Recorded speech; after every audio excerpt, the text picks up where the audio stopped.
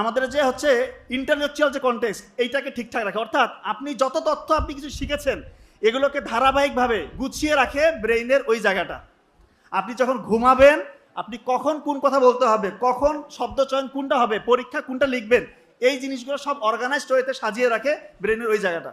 আপনি যদি না ঘুমান ঠিক মতো, এশার নামাজের পর যদি না ঘুমান, আপনার এই একটা ফ্যাক্টরে কাজ করবে না, একটা সিস্টেমে কাজ করবে না, সবগুলো কলাপস হয়ে যাবে।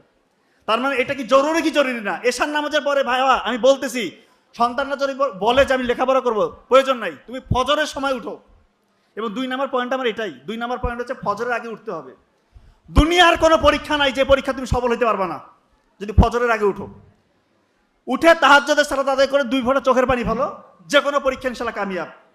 এবং ফজরের, আমার ভাই খুব ভালো বলে, ফজরের আগে উঠলে ব্রেন থেকে আলফা ওয়েভ, ব্রেনের মধ্যে আলফা ওয়েভ তৈরি হয়। ওই সময় যদি কেউ 1 ঘন্টা পরে, অন্য সময় 4-5 ঘন্টা পড়ার সমান।